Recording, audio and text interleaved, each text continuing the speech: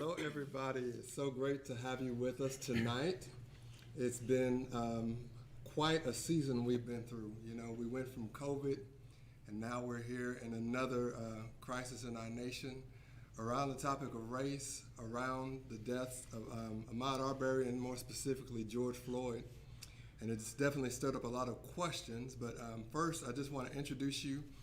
If you're not part of the Antioch church family and you don't have a church home, we'd love to have you here. But I want to introduce you to everyone around the table. We wanted to have a conversation with you just as a family. And so we chose to start this conversation with our leadership team, because at a point like this, the big question is, what does our leadership think about this? I think that there's a lot more discussion to have on this than we'll probably have today, but we're planning on covering a lot of ground. I want to introduce everybody first. My wife, Alicia. Yes, so Brian Hartsock, our executive pastor, and his wife, Sarah. And Chris and Meg Doke. Chris is an elder here at our church, and Meg is our children's pastor. And tonight, Blake Slatten, our brand new associate pastor, is going to be being our moderator, our host, our man with the plan. So, hey, y'all. Just relax, send your questions in to us. We want to hear from you. If we don't get to your questions, look, we're family. But I think it's important for us to sit here at the table and talk about things. I want us to be a church family that doesn't have to sweep things under the rug. I want us to be a church family that doesn't have to think to themselves, I'm leaving my church because I think I'm isolated. Like we've said for the last 2 or 3 Sundays, you don't have to be left wing or right wing to be in this. You need to be a part of the body of Christ. And we're going to stand there. So let's talk about this. Let's get some of these questions answered. We're also celebrating the fact that, we're part of a larger movement as a church called the Antioch movement. For those of you who are new to us, it comes out of Acts chapter 13, which is really pivotal to me because that's the first church where the disciples were called Christians. And there was a distinction about their leadership team. The leadership team was multi-ethnic, and it was a mix of wealth classes. And so we see that the birth of the church, or the growth of the church to reach the nations, was done by a team that was diverse. I feel like we're in a time and in an opportunity where we can shine and show that in the kingdom of God, all nations, all ethnic groups can worship together. We are going after the experience of what it looks like, not just to be a church that sings the same songs, but man, how's it going to sound if we get multicultural in here? So, look, I don't want to sit here and talk the whole time. I'm excited about where we're going. Do know this, we do have resources for you. We'll cover some at the end. A couple others in our movement, Antioch movement under Jimmy Seibert. We just got done writing a race position paper. Spent a long time on it, and that was done before this crisis started. So we'll have some more things for you to read afterwards, but I want to introduce Blake Slatten, and we want to turn it over to him so he can get us started on this conversation. Blake? Well, thanks so much, Clarence. Clarence, Alicia, Chris, and Meg, and Brian and Sarah, just want to say thank you for joining us tonight and being at the table, willing to have a conversation. And for everybody viewing live on YouTube, thanks so much for joining us tonight. Thank you for everybody who has submitted questions. And like Clarence said, if you haven't submitted questions yet, you can actually do that live in our live chat on YouTube. So I say we jump in and we go for a conversation. Does that sound good? Yep. Well, hey, I would love to start tonight's conversation off with hearing, whether that's individually or even as a couple, your journey and your process in regards to the racial issues, in regards to the racial injustices that our nation is facing. So again, bring us into your journey, bring us into your process, whether it's been a lifelong journey, whether it's been a 10-month journey or a 3-week journey. We want to hear from you. So again, that's individually or as a couple. So Doke family, why don't you guys kind of bring us into your process and your journey? Yep. Well, I think for me, I can look back, and I was actually researching it today to get the details, but I remember at 10 years old in 1991 having the TV on in my living room and watching the beating of Rodney King. And I remember even as a child sitting there and thinking something's something's wrong. Like what I'm watching, something's wrong. But at that age, not having the language, not having the process to really go much further. And then I think, fast forward into adulthood, as things would come up or conversations would happen or tragedies would happen, kind of looking myself in the mirror and realizing, there's a lot I don't know. And not only that, I'm making a lot of mistakes, and I want to do better. I want to get better, and not even knowing where to start. And over the years, reaching out to my friends who are Black and reading and researching, and grateful for that. But then watching in my own process that kind of shift into, I would say, a heart of like empathy and even in our own home, as we've adopted a child, a biracial child, even for her, just feeling that much more responsibility that I have to commit to a lifetime of learning, which is what it's going to take. But we have to be committed to this for the rest of our lives. And so, yeah, I would just say I have a lot to learn. I've made a lot of mistakes. I continue to make mistakes, but I'm grateful to lean in and listen.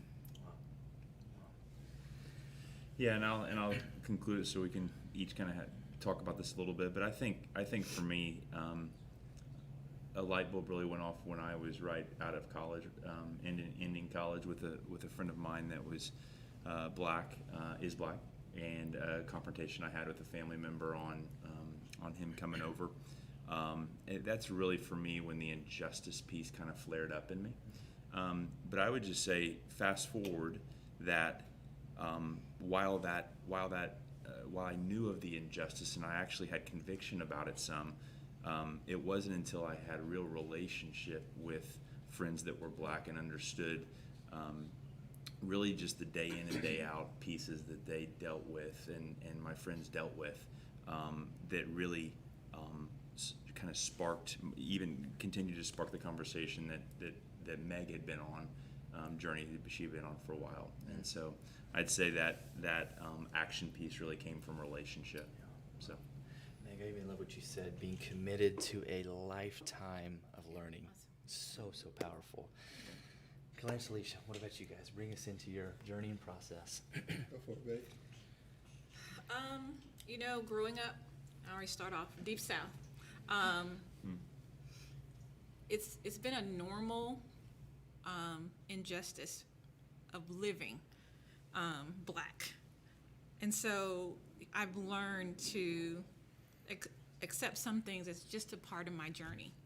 And so I think now that I have a son who is as cute as he was as a baby, now that he's 11, he's about as tall as I am, and I realize, oh my goodness, he is seen as a threat.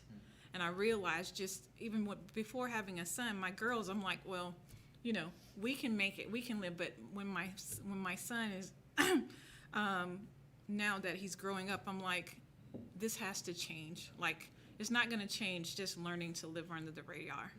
I've got to be able to say something, use my areas of influence to say, hey guys, have you recognized this? Can I show you this through my lens, what this means to me when, my son is looked at this way?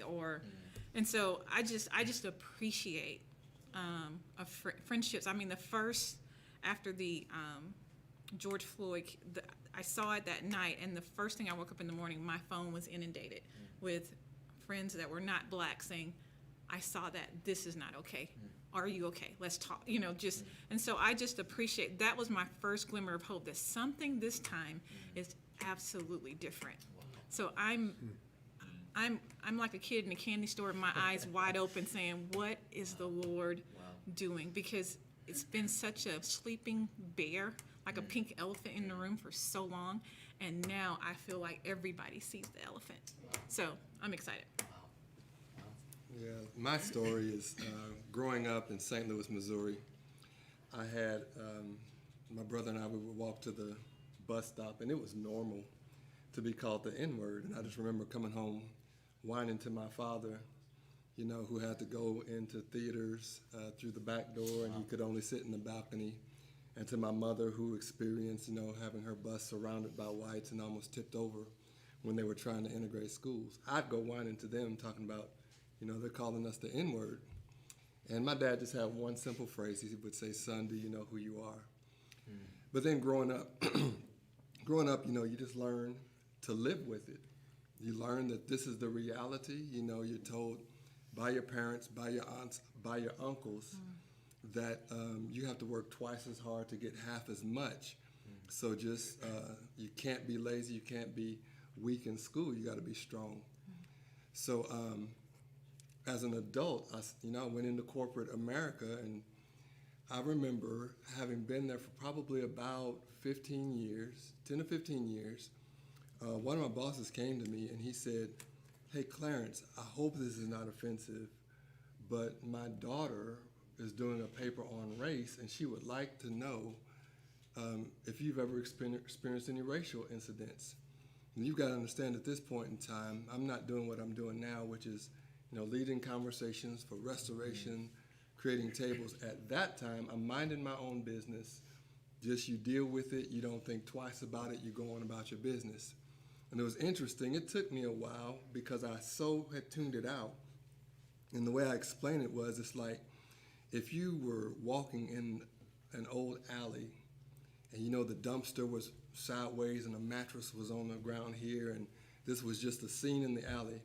If you walked that alley 100 times, you could walk in the dark, you could walk it and duck at the right time and step over something at the right time and not get scratched one time because you're used to ducking and dodging. And that's where I was. And boy, when I had to turn, so then friends are starting to ask because the racial incidents came up. And they're like, "Clarence, do you mind coming and having a conversation with us?" And I remember I had to come and have a private conversation with a couple of city officials who got extremely offended because they were at a race conversation and they felt like, well, if we're off, Clarence will tell me the truth. I told them that they were off, but they could hear me because we were sitting across from a table. But boy, when I had to turn the light on in that alleyway and see the dumpster and read through history again, I mean, the emotion that I felt at the George Floyd situation, the tears, the anger, the having to go into the prayer closet, that was hitting me, having to reread the history. I didn't want to watch Roots anymore, which is a slave history story. I didn't want to read the lynching stories anymore. I'm like, okay, we know that's the truth. Let's just deal with tomorrow. But I had to reawaken everything so that we could invite others in who wanted to be a part of this change. So now we're doing it consistently. You still kind of have to carry it because you see the ugly alleyway, but like Alicia said, there's some hope. We see some old mattresses starting to get moved out of the alleyway right now. Clarence, if you don't mind, I'd love to, you said your dad asked you, "Son, do you know who you are?" Yeah. So as a child, hearing the things that you heard, and then you hear this from your dad, what did that do in your heart? It took some work. He made me look up the definition. I know some people get offended by saying the N-word, so I'll just say the N-word. And he said, "Now read me the definition. Is that who you are?" Wow. And it took a lot of eye-to-eye, face-to-face talk. Wow. And so that's why my heart goes out. A lot of people look at people in the streets and all, and I can't say that I wouldn't have been one of them if I didn't have a Bible-reading, godly father who didn't care about his own feelings above the Word of God. So I can't take credit for being calm, demeanored, and able to steward conversations like these. Wow. What a moment for a child. Yep. Wow. Parenting. Thank you guys so much. Okay, Brian, Sarah, bring us a little bit into your journey. Brian and I, we both grew up here in Norman, and so we kind of grew up together. But I told him my journey started probably 5 years ago when I had a friend that we were in close relationship with text me some questions, and one of the questions had to do with race and are you racist?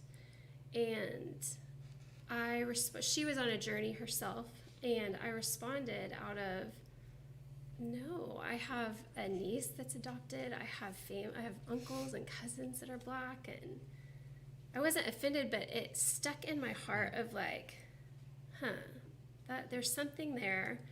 And my response felt like not enough. And so over the next time period, I felt like my ears were heightened and my eyes were aware of things going on around me. And I quickly realized that I gave the most white answer you could give of, I thought proximity to like people around me meant that I couldn't be racist, and felt heartbroken in it of like, oh, I have so much to learn that I have no idea where I picked this up. And just spent the next, few years kind of like listening and learning, but not super aggressively. I mean, I have friends that are in foster care and adopting, and they're talking about like parenting a biracial child, and I'm totally unaware of how that takes on as a family and learning things through there. And then I remember Clarence and Alicia coming to our church, and Alicia talking about experiencing something in Norman, Oklahoma. And I was like, that is in my town. And I think a whole nother world opened up of seeing, I have lived here my whole life. I would tell you, my family loves Jesus. Like, we radically pursue Jesus, but something inside, I did not realize that there was more there that needed to be unpacked. And so from that, we have like been on a journey of listening, having hard conversations, sitting around a table together and listening to stories that have opened our eyes. That we have so much to learn. We honestly feel like we don't have a seat at this table because we have so much more to learn, but we're really grateful that we get to do life with the Hills, and we get to do life with the Dokes and all the other families, and they get to teach us what we don't know and have the grace for us so that we can teach our kids to do better. So. Yeah, it feels like a very James 1 moment. I'm quick to listen, and I think I feel aware of how much I have to learn.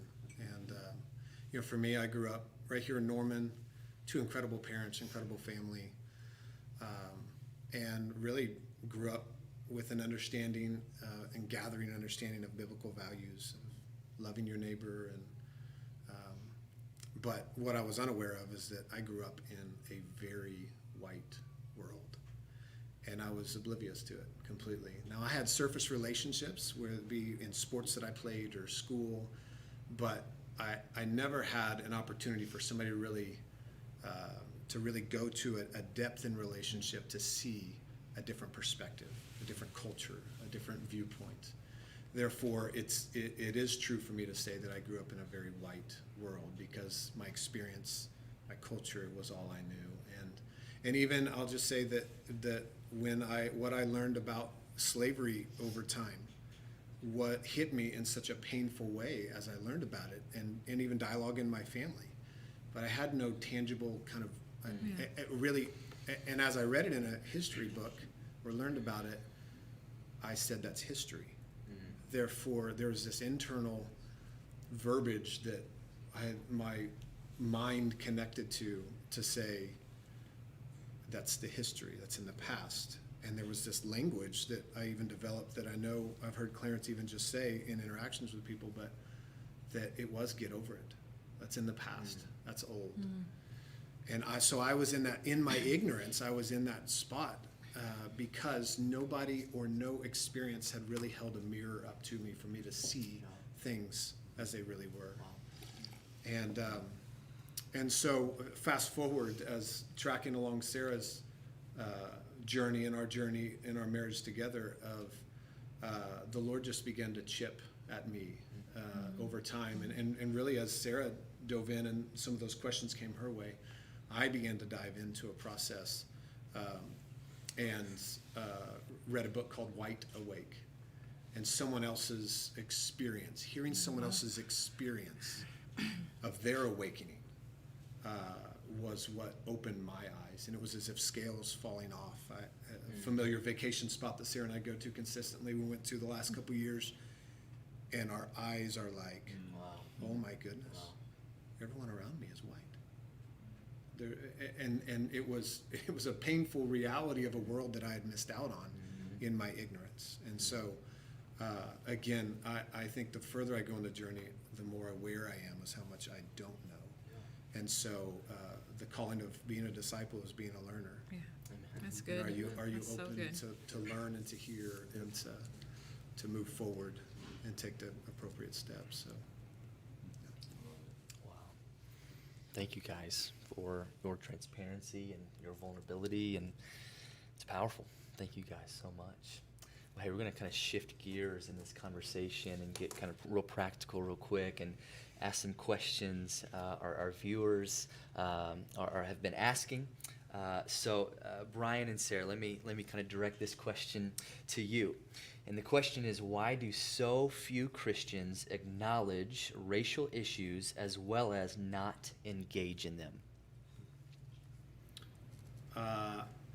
yeah, I think my story Yeah. as growing up as a believer actually speaks directly to that question. And because, and I'll just say real in a real blunt way, because they can. And because it's a really hard conversation. It's really uncomfortable. It's painful on both sides. And the easiest answer is to turn and walk away from it. And the church, I believe, sits in this unique space where, what am I afraid to lose by engaging this conversation? And it's a question that I think a lot of people are asking these days, and it can't be the leading driver of the conversation in our engagement with it. It has to say, no, this is a kingdom value, therefore we have to engage it. But our privilege, our unfortunate privilege to have the ability to walk away from the conversation is, I think, the reason why people don't engage in it. Yeah, I think we just aren't, we don't even recognize that we can, when this stirs up, we can have the conversation, but we also have the privilege to move on to the next thing.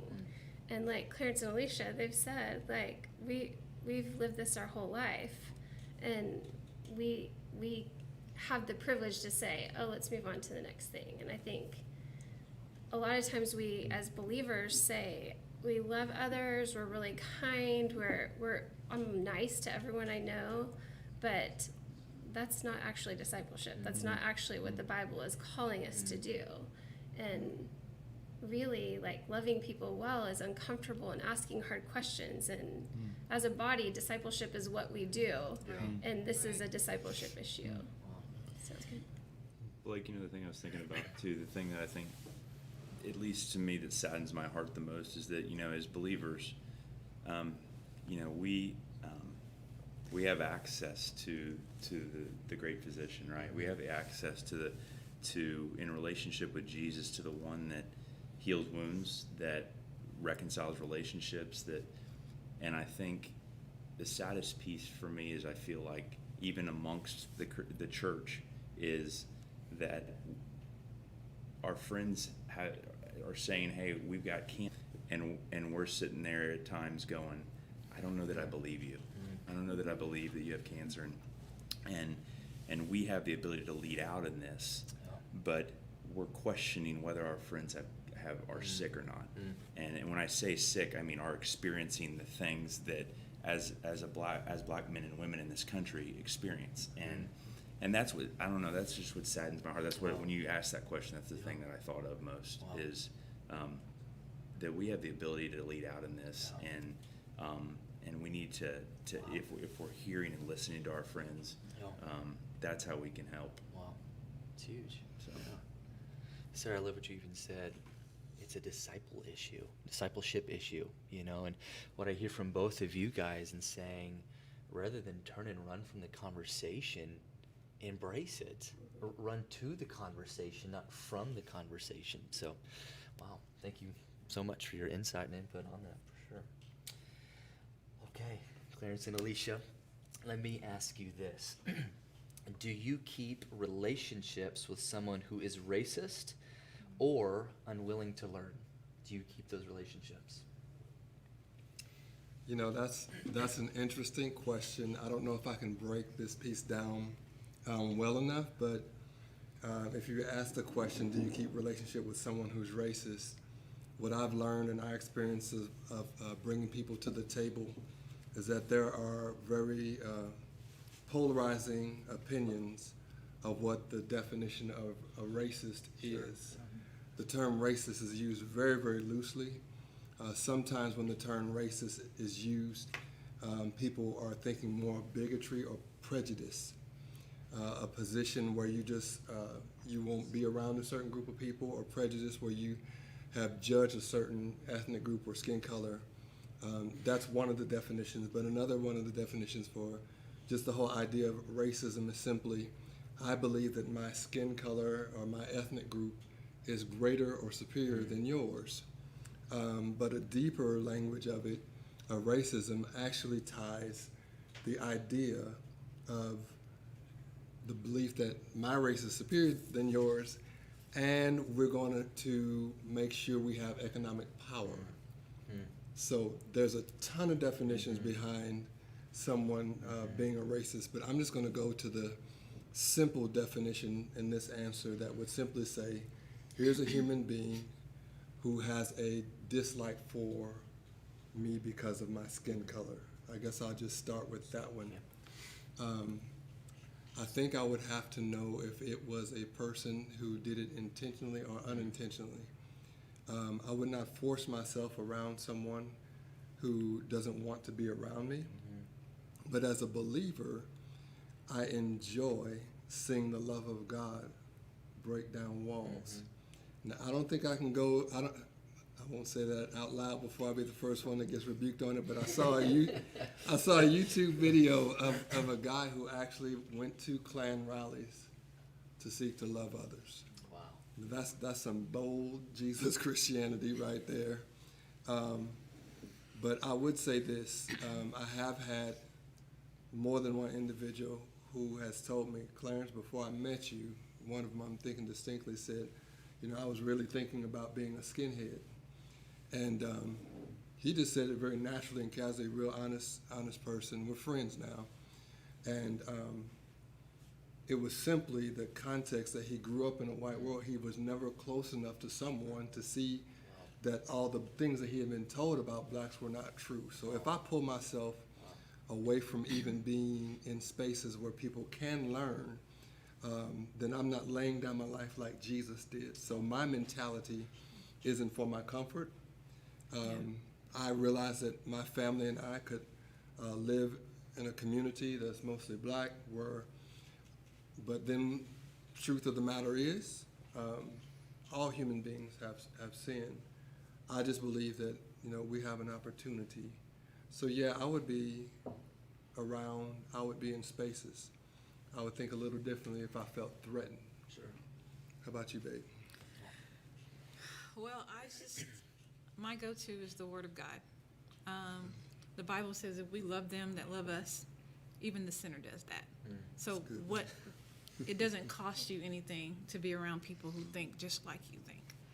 So I think as disciples, we are called to have those hard conversations, to stay in those hard conversations, to say, hey, I don't agree with the position someone's taking, but I'm not going anywhere because we're disciples. We work through the hard things. So I would say to this person, if someone's unwilling to learn, you're praying for that person. You're asking God for doors. You're saying, Father, how do I bring this person closer? So that, and so you don't, Jesus never gives up on us.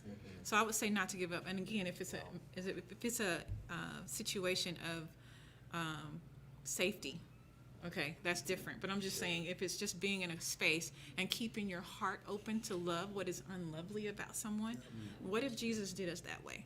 So I just think that's a part of our discipleship. So Great, sweetie.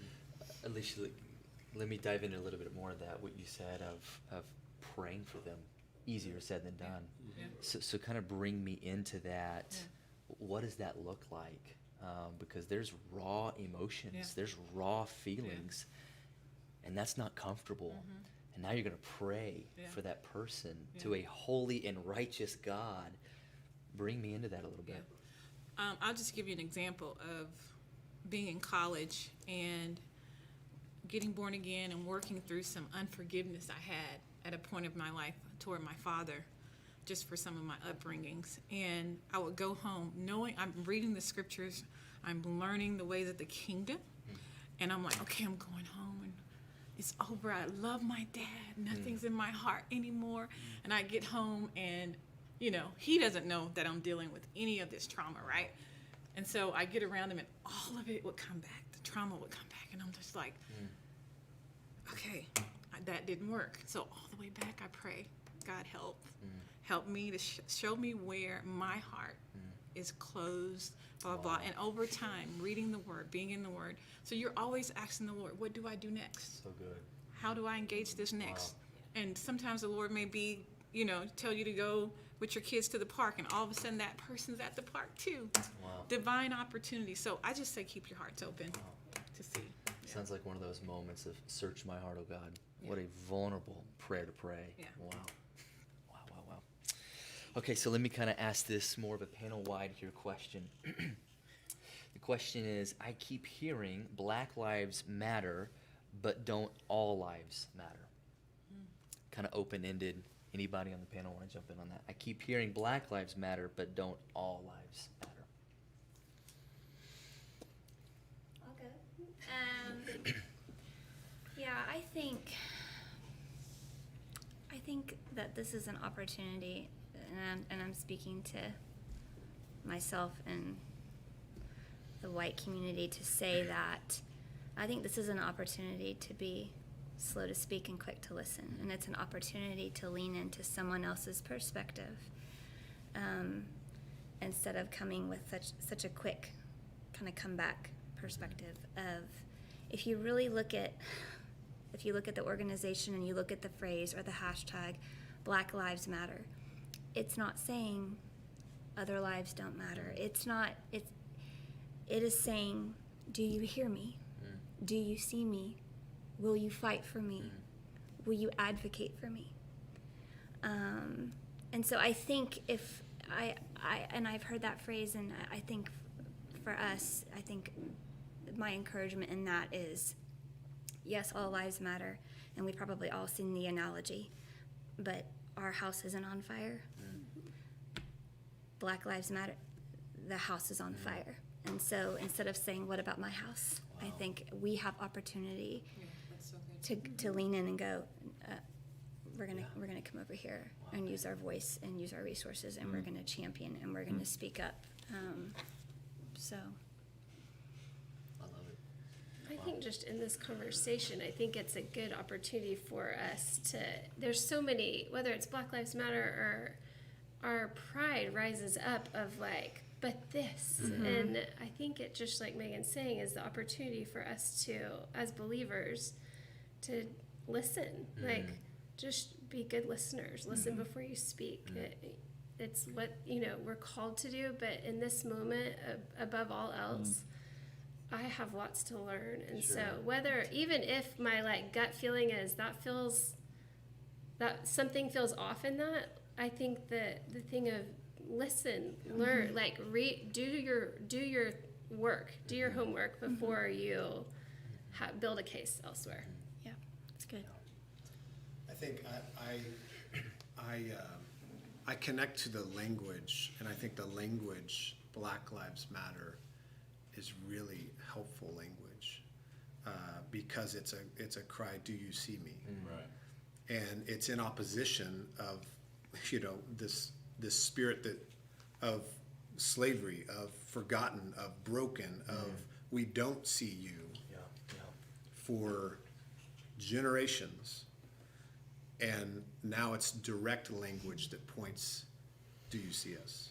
And so I actually love the language, but to answer the question, it's both. And why can't it be both? Why can't we highlight some? Because we highlight one doesn't mean we forgot the other. It's just saying, here's something. Do you see it? Yeah. Do you see? And I think at the base of this, the question in my own story that I've come to realize is at the base of all of this is, do you see people?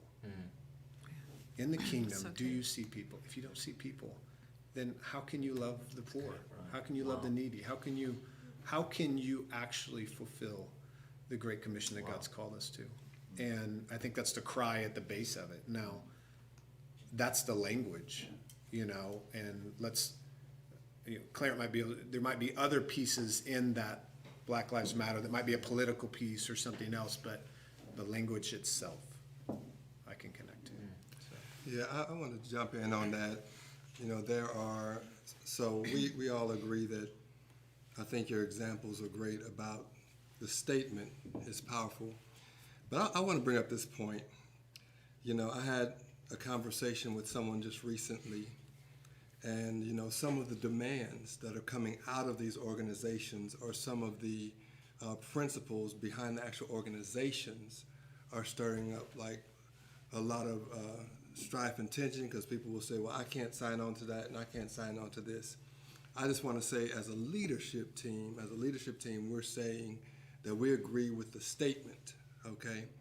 And I actually want to back it up let's go to before the Black Lives Matter organization existed. And I want to talk about the Levite and the priest who kept walking past the man beaten and left half dead on the road.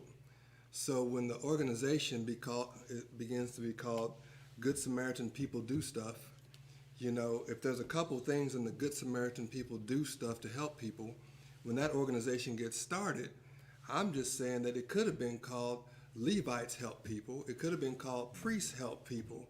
The only reason the organization exists in the first place is it's exposing the negligence of the church for the last 100 years. So we can nitpick over these things, and I do say be disciplined about what you believe. Be disciplined not to just join something blindly, but if you care, start an organization that cares. Call it We Are the People That Care. And we just couldn't agree with two things that they said. That's fine. I think the Black Lives Matter movement is simply saying we want allies. We're looking for people to help. But if we stay in the background as the church, if we don't lead, if we don't show, and when I say lead, I'm just simply saying, y'all, we didn't come up with these solutions. Jesus brought these solutions in his generation 2,000 years ago. I mean, they had racial issues between the Jews and the Samaritans. And he brought these solutions. So things have been born out of a lack of courage in the church. Wow. If the church had been courageous, y'all, the Bible we're reading today is the same Bible that was in the 60s, the same Bible during slavery. It's a lack of courage. And we all sing Amazing Grace. It's like the Star-Spangled Banner song of the church, right? But a lot of people don't know that Amazing Grace is the story of a man who repented from leading a slave ship, right? But man, what if America would have repented like that? There would have been no Black Lives Matter. So let's go back to discipleship. That's what we're about. And I just want to say this too, as a pastor of this church and as one of the elders, we're not changing our mission from the gospel. We're not getting off on a tangent. It's just that Jesus looked all through the scriptures. He did not walk around with a syllabus of 10 prepared messages. He responded to his disciples doing life. And now in our lifetime, this is the issue, and we're responding with biblical answers. Good. Clarence is going to be preaching on Sunday as well. So if you want to come, no, that's good. That's good. That's good. Yeah. Well, Chris and Meg. Let me ask you this, Chris and Meg. This is a question. I don't see color, and I'm teaching my children not to see color. Isn't this the right thing to do? Follow you. I would say that is a mindset that I heard growing up. And I feel like, again, another opportunity to listen and learn and really think through if we don't see, let me say this a different way. We can't make progress or take ground in racism if we don't see race. We can't love well the marginalized if we don't see them. And even in a practical sense, we have in our home, we have biological and adopted children. And just very practically, when I look at my girls, they have different skin, they have different hair, and teaching our children to actually acknowledge and see and celebrate, celebrate the diversity, celebrate that that God, made us not all the same. And so I would just say, one of the things I learned, and I'm sure it was painful, to go, oh, that, and not only that mindset can actually, and is actually hurtful and harmful. That again, it goes back to the privilege of, well, I'll stop there. Yeah, I mean, I think it's the question of, do you see me, do you hear me? And my life is valuable, my heritage is valuable, my skin color is valuable. Don't take that away from me, right? I mean, I feel like we want to Whitewash it. Yeah, we want to whitewash it, and that's using that terminology. I think could obviously be painful from that perspective. So, our kids, we want our kids to see color of our child and celebrate it, and the color of other people around them. So, You guys are both using the word celebrate, and I love that language. Bring us into your household. How are you celebrating? Well, so our daughter, I've been so grateful for the women around me that teach me the value and the importance of hair, right? And that it's hard work, and it's a really important part of culture. And so when we do my daughter's hair, takes a lot of product and a lot of time and a lot of tears, and I have so much respect for some of my friends. My friend Dominique has lots of girls, and she's like, oh, you have one. But as soon as her hair is done, we cheer, and then the first thing that she does is she goes and she finds him. Oh, wow. Because she knows that he is going to go, oh my gosh, and she glows, and she feels valued, and she knows it's important because we're all practically, so just a small example of wanting to uphold that value, even though that's my biological children half the time go without their hair brushed, but it's important, and learning, and do you see me? Do you hear me? I just think it's amazing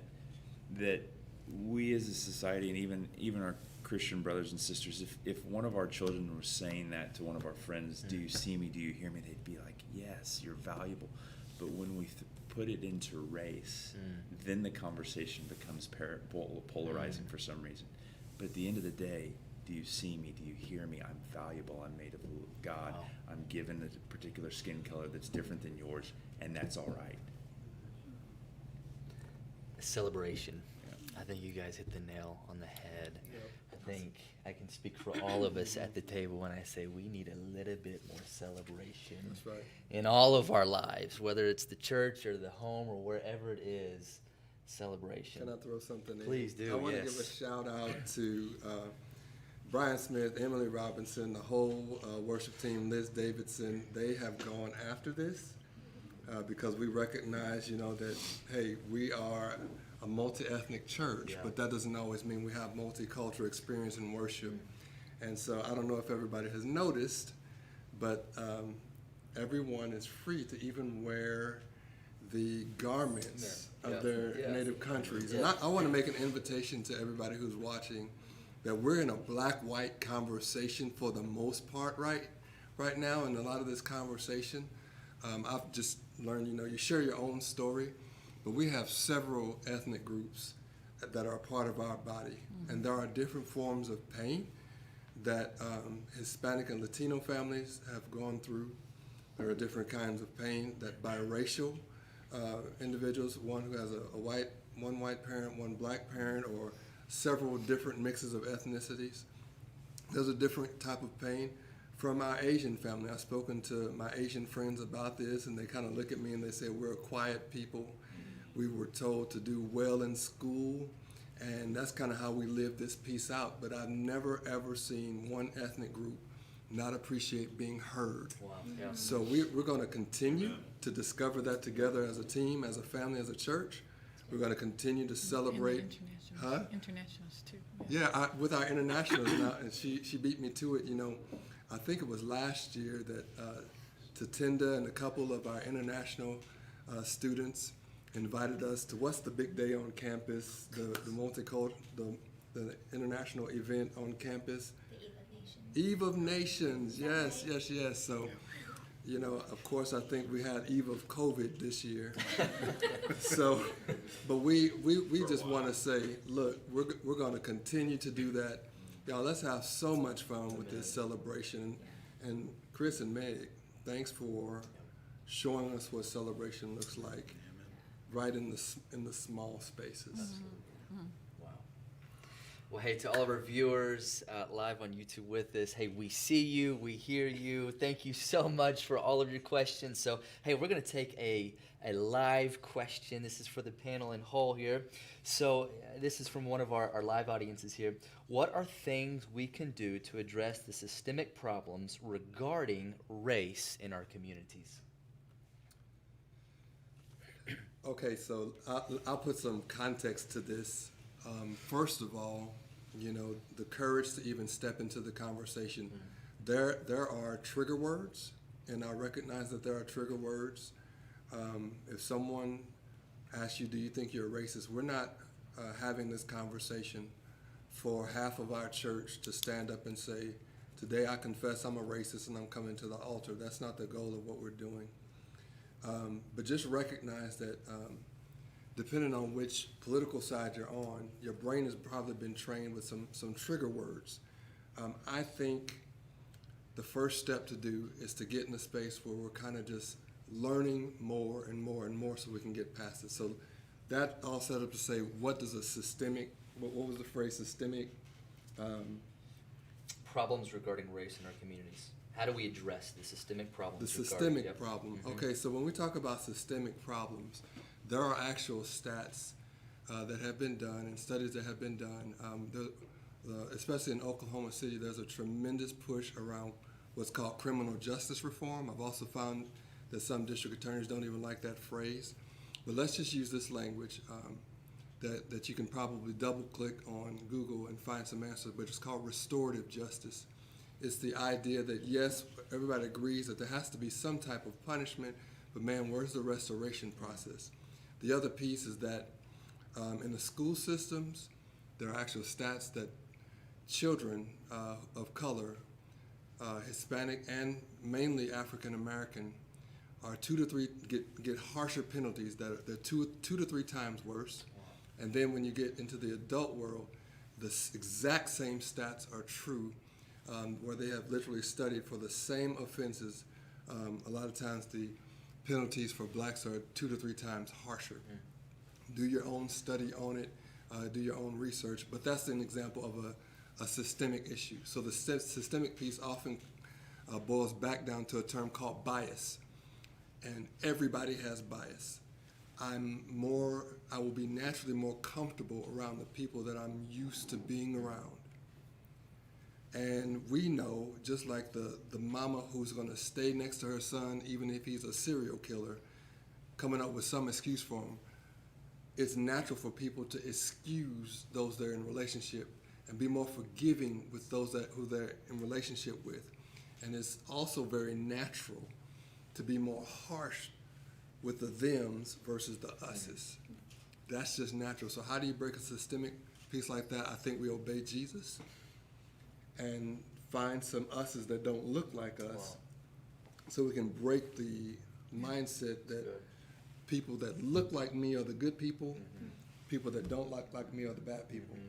people that root for the Sooners or the good people? Careful. I don't know anybody else. I just want to set up the conversation on what systemic looked like.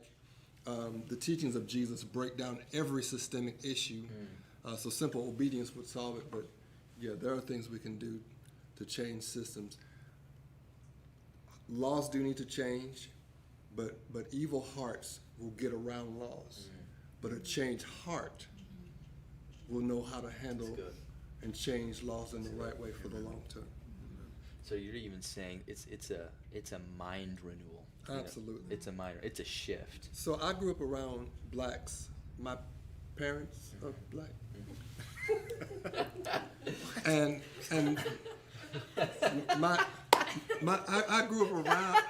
I grew up around a certain kind of preaching too. So I could grow up saying that if a person's not preaching in a type of way that I feel like standing up and clapping or something like that, and someone's kind of maybe monotone or something like that, my bias could be towards a certain style. Yeah. But what I could miss is God's voice speaking to someone through someone who looks different than me, or maybe a soft-spoken Asian teacher who's full of power, but I'm not used to just someone kind of presenting line upon line, line upon line. So there are biases that we have that we can change if we're around one another. But I have to know my own biases in a very practical way. One thing that we do here, and I don't publicize it, but I make sure that if I even think that I have the slightest bias or potential bias in hiring someone on our staff, I will fully recuse myself from the decision. Wow. And that's what I believe leaders need to do today, to recognize that if you have a leadership group, and this is what scares the black community and other communities, is when you look toward the Capitol, or you look toward the White House or the Capitol of Oklahoma, if you only see one skin color, the thing that scares you is we're going to repeat, because no one has a voice up there who understands our experience to interpret how does my decision, or how does that communication come into the ears of people who look like me. Wow. So we have to know ourselves, and to me that's discipleship. Sure. Knowing yourself. I trust leaders more when they can tell me their blind spots, not say, oh no, we're all colorblind, everything's fine for everybody. You scare the fire out of me. You know, something interesting on that our friend Waylon has taught us is he says implicit bias or explicit racism often share the same result. And he talks about to build a relationship and get around people that will challenge your bias. Give them permission to speak into it. Give them permission to call you out.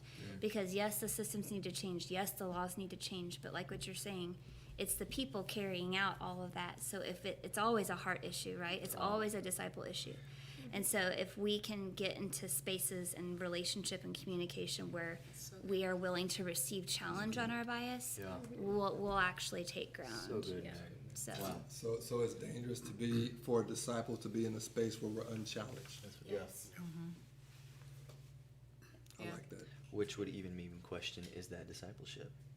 If you're not being challenged, right? So you can call it one thing, but is it really that at the end of the day? That's right.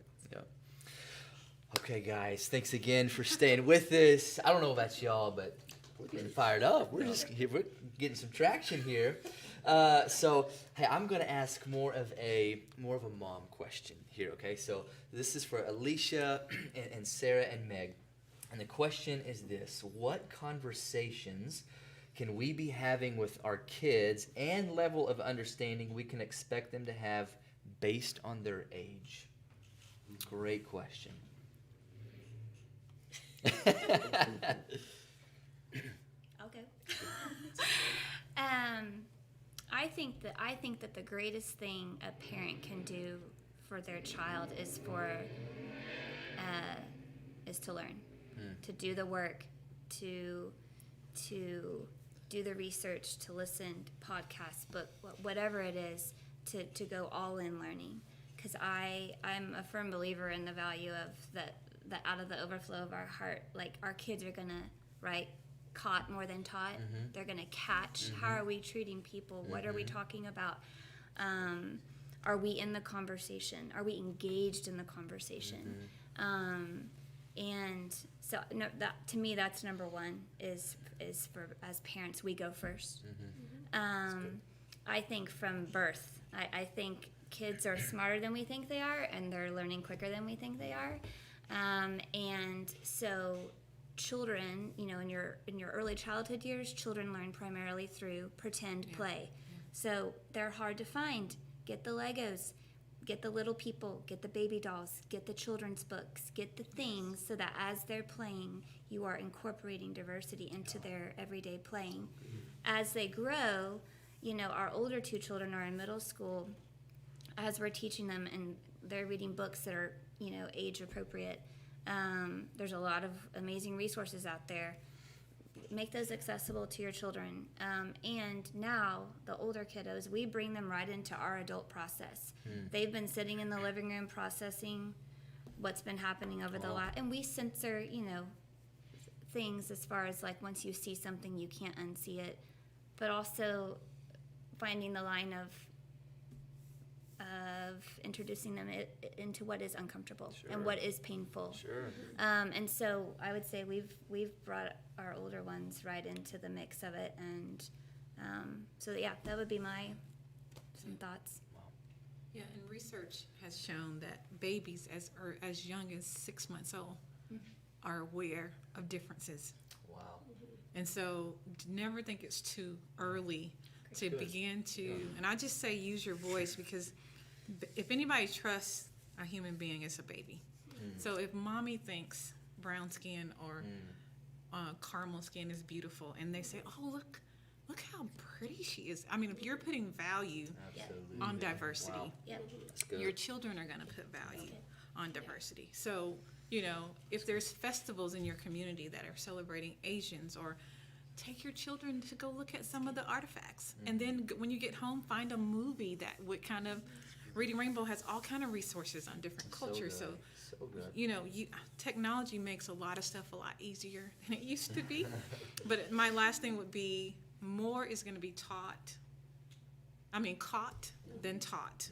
So if you are in it to win it, if you're in it for the long haul, if you have friends that don't look like you, your children are going to have friends that don't look like them. And if you say, I have trouble making friends outside of my race, and your kid goes to school and they have friends that are friend their parents. That's good. That's You good. know? So, I mean, there are ways. I'm thinking if you just pray and say, God, I need my world expanded. I guarantee you, the Father's so good. He will lead you to the right people. That's great. Yeah, I think sometimes in this we want like if I check this off, then I've done the thing, and my kids won't. And I think it comes back to when I hear that is it's a discipleship issue. My job is to disciple my 5 kids, and that will not be just in starting when they're young and checking that box. It will be a continual daily conversation. In the same way that I say, what is God saying to your heart? It is saying, how do you think your friend felt in that moment? And me living it out in front of them of, do we have other people over to our house? Do we interact? All the things that these fabulous women said, but it's a daily, and it's at the front of your space of, yes, I want to disciple my kids to love and follow Jesus, but this is right along with it. And really, in our movement, we want to love God, love others, and change the world, and we want to send them out to change the world. But we can't teach our kids to go change the world and disciple other nations if we cannot love the people in our nation. And so I think, I have 5 kids that range from 5 to 14, almost 15, and I think you have to know where each kid is. And I think Megan's saying my 2 older kids know they can handle it. And I have, a 9-year-old that I have to be careful what I say, because she's going to regurgitate whatever I say. She's going to walk right up to you and say exactly what she said, so I have to know her heart. And I think it's just, as a parent, your kids really well, but what's the work you're doing, and they're going to run right behind you wherever you're going. So, And I'll just add this. I remember when COVID first started and we're home, I get a text from Meg. And she said, since I'm homeschooling now, she's like, we're doing Black History the entire month of March, April. And she sends me this picture of a timeline, like, we're going to learn about this person and this person. Do you have any books? And I just see her going head first. Like, we're changing this for our kids. It's not going to be the same. So I appreciate that. Thank you so much. Yeah, my kids are doing book reports on these books right now, and it's totally entertaining at our house. Doing book reports. When does school start back up? That's right. Well, hey, again, thank you for all of our viewers who are tuning in. Well, for the sake of time, we're going to kind of land the plane this evening, but don't get us wrong. These conversations will continue.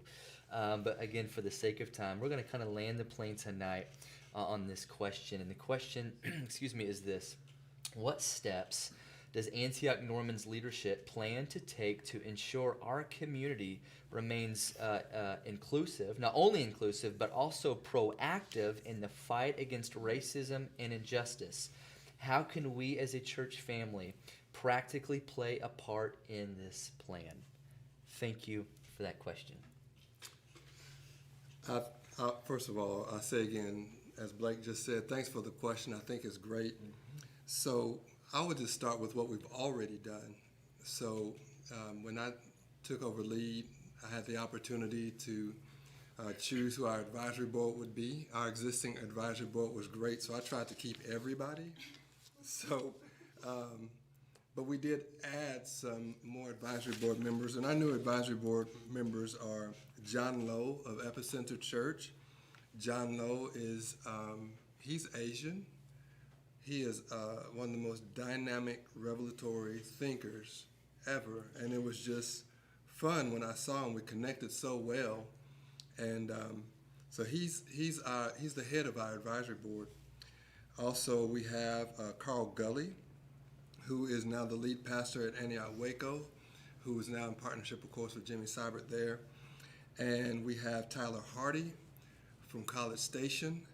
And we also have Vincent Carpenter from Antioch Waco. So we have diversity in our advisory board. And it was just on my heart that we would be able to fulfill the calling that we wanted to at our church. Now, I still feel like there's more of an expression than we even have that we want to gain in the future because our goal is to make sure we're a house for all nations. And I feel like at this juncture, we don't represent well a space where Hispanic and Latino families can come in, because the bottom line is that you need someone in leadership who is, people want to see themselves. It's nothing personal, but people are more comfortable when they see themselves because they know someone understands my experience. So we're continuing to do that. We're also, this some of you may or may not know, but Meg Doke, when I invited her to lead our children's ministry, I was excited about it. Meg was in a very uncomfortable time in life, and I think most of us have answered the call of God at an uncomfortable time in life. I think everybody around this table has a story about being uncomfortable. Right. But Meg said yes, and the reason that I asked her was because I was aware, as you've heard for yourself, her commitment to her discipleship and to what I believe is the heart of God. To me, Jesus shared his heart in John 17 and verse 21, where he said, Father, I pray that they all might be one, even as we are one, you and me, I and you, and they and us.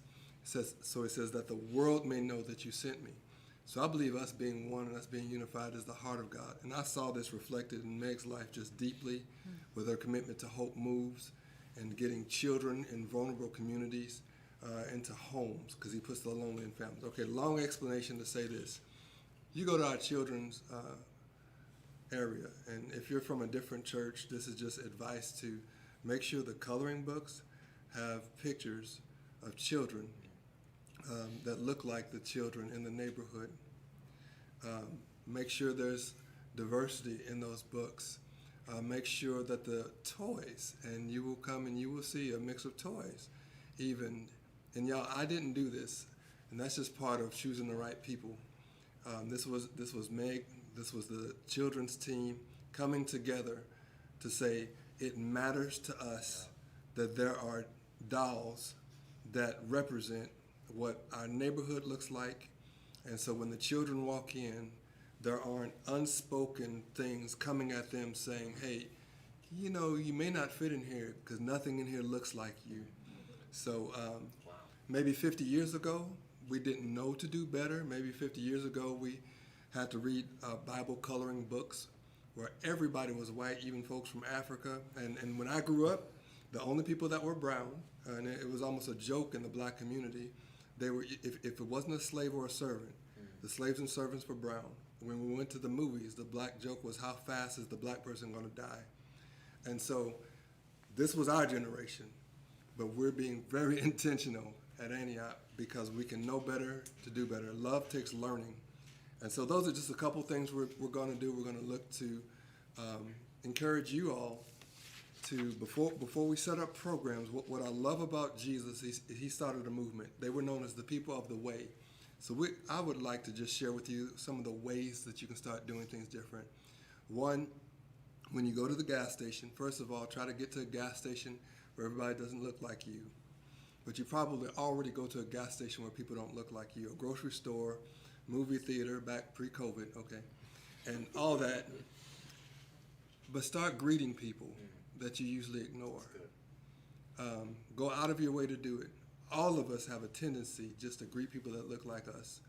And it may not just be, you might still be fussing right now and saying that I'm not racist. No one's accusing you of being racist.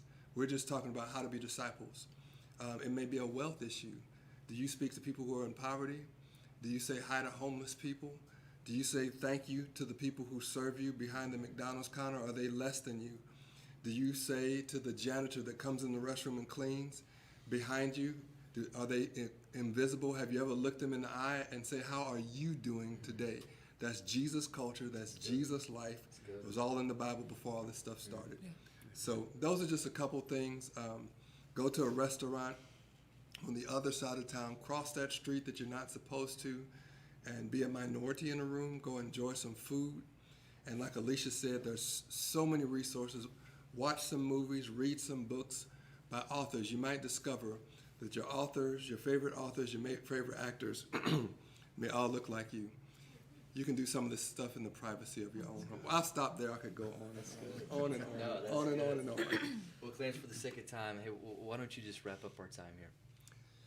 Hey, let's just together, I really sense that God is present right now, even as Blake closed. And I believe he's, even for some of you, I feel like there's going to be people watching this that did not want to talk about this. You thought the church was full of a bunch of hypocrites.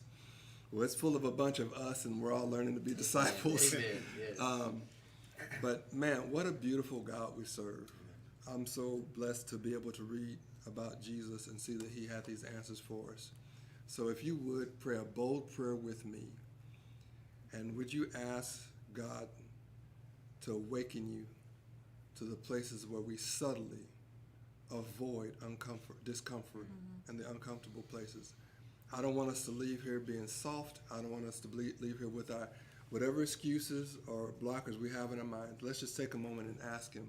So, Father, we thank you that you are with us in this conversation.